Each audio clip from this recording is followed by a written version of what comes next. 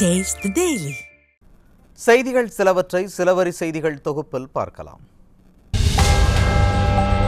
விளம்பர மாடல் ஆட்சியில் 2024ஆம் ஆண்டில் தமிழ்நாட்டில் சைபர் மோசடிகளால் பொதுமக்கள் சுமார் 1674 கோடியை இழந்துள்ளனர். 1.27 லட்சம் புகார்கள் பதிவு செய்யப்பட்டுள்ளன. இதில் 4326 எஃப்ஐஆர்கள் மற்றும் 79449 சிஎஸ்ஆர்கள் பதிவாகியுள்ளன. 54 சைபர் குற்ற காவல் நிலையங்கள் செயல்பட்டும் விடியா திமுக ஆட்சியில் சைபர் குற்றங்கள் குறைந்த பாடில்லை என மக்கள் விமர்சிக்கின்றனர்.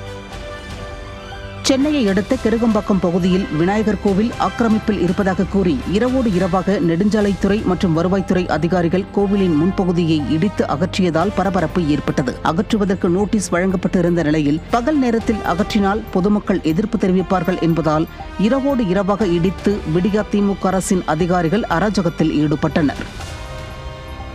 சென்னை ராயப்பேட்டையில் கூரியர் அலுவலகத்தில் மும்பையில் இருந்து வந்த ஒரு பார்சலை சந்தேகத்தின் பெயரில் சோதனை செய்ததில் 20,000 மதிப்புள்ள 300 போதை மாத்திரைகள் சிக்கின. பார்சல் முகவரியை வைத்து மேற்கொள்ளப்பட்ட விசாரணையில் சமூக வலைதள செயலி மூலம் மாத்திரைகளை ஆர்டர் செய்து விற்றது தெரியவந்தது.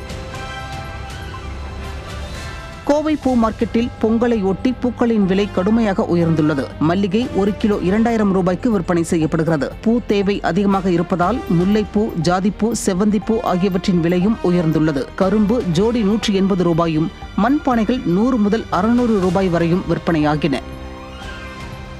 திருப்பதி ஏழுமலையான் கோவிலில் திருமலை பிரசாதம் வழங்கும் லட்டு கவுண்டரில் திடீரென தீ விபத்து ஏற்பட்டது. லட்டு வழங்கும் மையத்தின் 47ஆம் எண் கவுண்டரில் யூபிஎஸ் இயந்திரத்தில் கோளாறு ஏற்பட்டு திடீரென தீப்பற்றி எரிந்தது. இதனால் லட்டு வாங்க வரிசையில் காத்திருந்த பக்தர்கள் வெளியே அலறியடித்துக் கொண்டு ஓடிய நிலையில் உடனடியாக தீ அணைக்கப்பட்டதால் அசம்பாவிதம் தவிர்க்கப்பட்டது.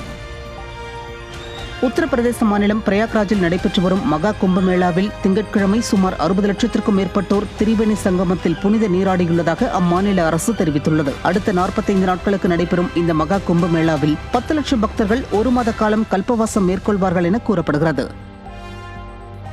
1983ஆம் ஆண்டு தன்னை நார்த் ஜோன் ஹரியானா அணியில் இருந்து நீக்கிய கோபத்தில் கபில் தேவை துப்பாக்கியால் சுட்டுக் கொள்ள சென்றதாக யுவராஜ் சிங்கின் தந்தை யோகராஜ் சிங்கின் பேட்டியால் பரபரப்பு ஏற்பட்டது. மேலும் கபில் தேவின் தாய் உடன் இருந்ததால் சுடவில்லை எனவும் அதன் பின் மகன் யுவராஜ் சிங்கை கிரிக்கெட்டில் சிறந்த வீரராக மாற்ற முடிவு செய்ததாகவும் யோகராஜ் சிங் பேசியுள்ளார். ஆஸ்திரேலிய ஓபன் டென்னிஸில் ரஷ்ய வீராங்கனை மிரா ஆண்ட்ரீவா, பெலாரஸ் வீராங்கனை அரேனா சபலென்கா அற்புதமாக ஆடி வெற்றி பெற்று 2வது சுற்றுக்கு முன்னேறினர். முதல் சுற்றில் செக் குடியரசின் தாமஸ் மச்சாவுடன் மோதிய இந்தியாவின் சுமித் நாகல் 3-6, 1-6, 5-7 என்ற செட் கணக்கில் தோல்வியை தழுவினர். அயர்லாந்து மகளிர் அணிக்கு எதிராக ஞாயிற்றுக்கிழமை நடந்த ஒருநாள் போட்டியில் இந்திய மகளிர் அணி 370 ரன்கள் குவித்து 116 ரன்கள் வித்தியாசத்தில் இமாலய வெற்றி பெற்றது.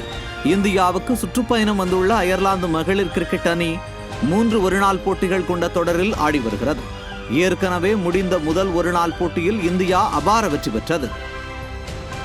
அமெரிக்காவின் லாஸ் ஏஞ்சலிஸ் பகுதியில் 1 வார காலமாக எரிந்து வரும் கட்டுக்கடங்காத காட்டுத்தீயால் இதுவரை பலியானோர் எண்ணிக்கை 24ஆக அதிகரித்துள்ளது. இந்த தீ விபத்தில் சிக்கி பலர் மாயமான நிலையில் அங்குள்ள சொகுசு நட்சத்திர ஹோட்டல் தீயில் சிக்கி சேதமானது. 10,375 கோடி மதிப்பில் 18 படுக்கை அறைகள் கொண்ட இந்த சொகுசு விடுதியானது உலகிலேயே அதிக கட்டணத்தை கொண்ட சொகுசு ஹோட்டல் என கூறப்படுகிறது.